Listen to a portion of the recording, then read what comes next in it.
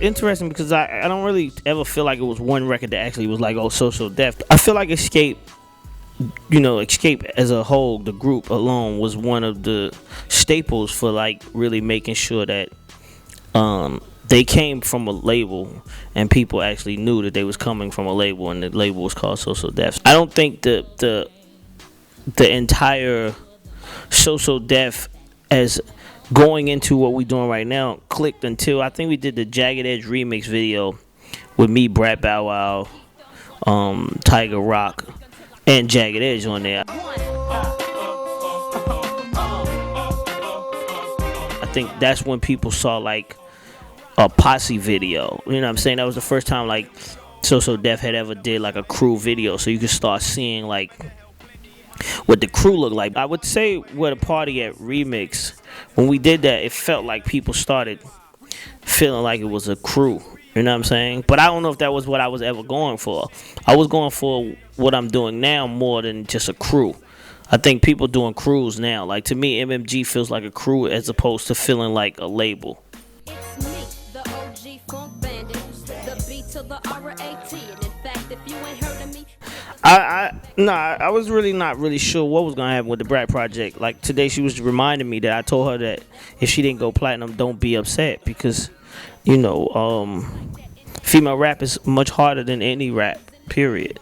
So I was just really trying to make something that I liked. That's basically what I was trying to get to, because we didn't have anything from a female that a man or the fellas could actually get in their car and be like, ride to. from the CEO to across the seas, I'm guaranteed to make everybody bounce with me. I mean, with Bow Wow, I felt like, I was really more or less Bow Wow like his father, and I knew that, it had to be. I knew that people wanted to see that. They wanted to see me do that with him anyway, because they kept asking about when you're gonna get another teen artist or when you're gonna bring another kid group out or whatever. So people kept asking. So usually when people ask, I do what they ask for.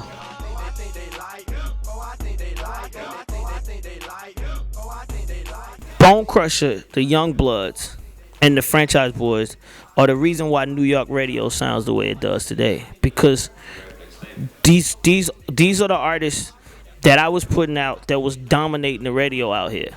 And, Lil Jon was doing what he does as well. So it was still that. But I consider all Lil Jon's music part of what I'm doing. But those records right there are the records that created that synergy to get to what you hear right now.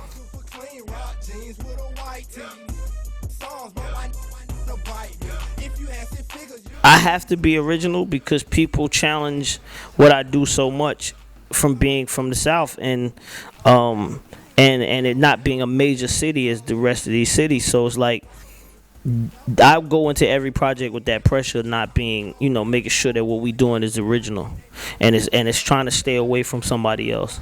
I think that's what the beauty of me having all of these artists come back to do this show is, because they all know that I gave them that their own light. I never made nobody share the light with nobody.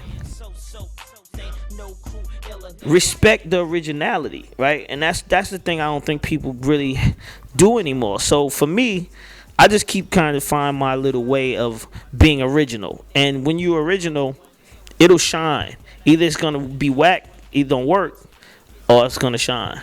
So that's it. Stay up on they grizzy over here.